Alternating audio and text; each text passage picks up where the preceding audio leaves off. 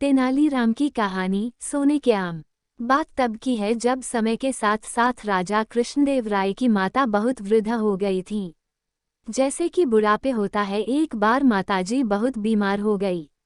उन्हें लगने लगा था कि अब वे ज्यादा समय नहीं जी पाएंगी। उन्हें आम बहुत पसंद थे, उन्हें आम से लगाव था, इसलिए जीवन के आखिरी दिनों में वे आम दान करना चाहती थीं। उन्होंने बेटे से ब्राह्मणों को आमों को दान करने की इच्छा जताई।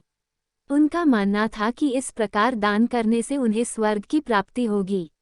लेकिन दुर्भाग्य से कुछ ही दिनों बाद माताजी अपनी अंतिम इच्छा की पूर्ति किए बिना ही मृत्यु को प्राप्त हो गईं।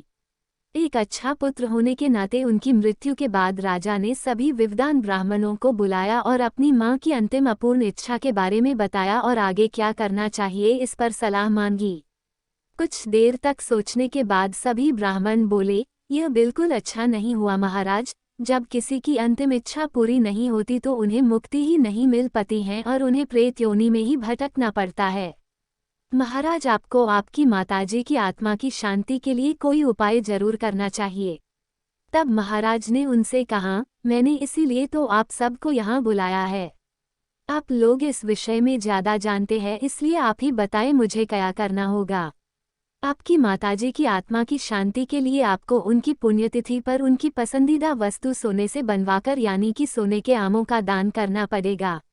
ब्राह्मणों ने कहा। कृष्णदेव राय किसी भी तरह अपनी माता की आत्मा को शांति दिलाना चाहते थे, इसलिए उन्होंने मौ की पहली ही पुण्यतिथि पर कुछ ब्राह्मणों को भोजन के लिए आमंत्रित किया और हर ब्राह्मण को शुद्ध सोने से बने आम दान में दिए। जब तेनालीराम तक ये बात पहुंची तो वह तुरंत समझ गया कि ब्राह्मणों ने उनके राजा की सरलता तथा भोलेपन का गैर फायदा उठाया है, इसलिए तेनालीराम ने उन ब्राह्मणों को सबक सिखाने के लिए एक योजना बनाई। अगले दिन तेनालीराम ने ब्राह्मणों को निमंत्रण पत्र भेजा। उसमें लिखा था कि तेनालीराम भी अपनी माता की पुण्यतिथि पर दान करना चाहता है, क्योंकि उसकी माता भी अपनी एक अधूरी इच्छा छोड़कर मरी थी।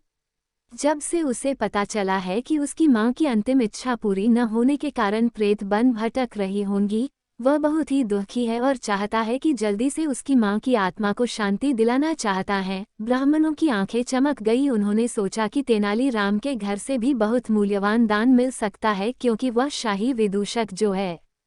सभी ब्राह्मण तय दिन तेनालीराम के घर पहुंच गए। ब्राह्मणों को स्वादिष्ट भोजन परोसा गया। भोजन करने के बाद सभी दान मिलने की प्रतीक्षा करने लगे। तभी उन्होंने देखा कि तेनालीराम लोहे के सलाखों को आग में गर्म कर रहा है। पूछने पर तेनालीराम बोला, मेरी मां फोड़ों के दर्द से परेशान थीं। मृत्यु के समय भी उन्हें बहुत तेज दर्द हो रहा था। इससे पहले कि मैं गर्म सलाखों से उनकी सिकाई करता, वह मर चुकी थी।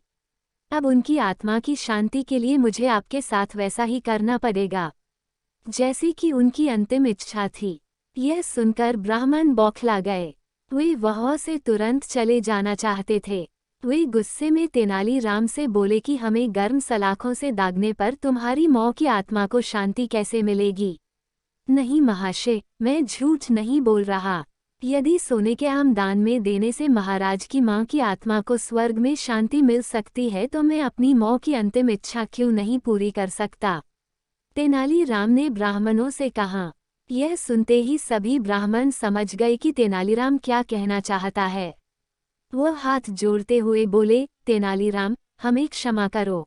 हम वे सोने के आम तुम्हें दे देते हैं, बस तुम हमें जाने दो।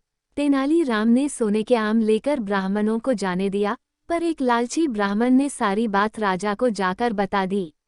यह सुनकर राजा तेनालीराम पर ही क्रोधित हो गए और उन्होंने तेनालीराम को बुलाया। राजा बोले, तेनालीराम, यदि तुम्हें सोने के आम चाहिए थे तो मुझसे मांग लेते। तुम इतने लालची कब से हो गए? बिना हमसे पूछे तुमने ब्राह्मणों से सोने के आम ले लिए। राजा की बात खत्म होने पर तेनाली बोला, महाराज, मैं लालची बिल्कुल भी नहीं हूँ। मेरा ऐसा करने के पीछे का उद्देश्य तो ब्राह्मणों की लालच की प्रवृत्ति को रोकना था। आप ही सोचिए, यदि वे आपकी मौ की पुण्यतिथि पर सोने के आम ग्रहण कर सकते हैं, तो मेरी मौ की पुण्यतिथि पर लोहे की गर्म सलाखें क्यों नहीं झेल सकते। राजा तेनालीराम की बातों का अर्थ समझ गए। राजा ने ब्राह्मणों को बुलाया और उन्हें भविष्य में लालच त्यागने को कहा। ब्राह्मणों ने भी अपनी गलती मानते हुए महाराज से माफ़ी मांगी और फिर कभी ऐसा व्यवहार नहीं करने का वचन दिया।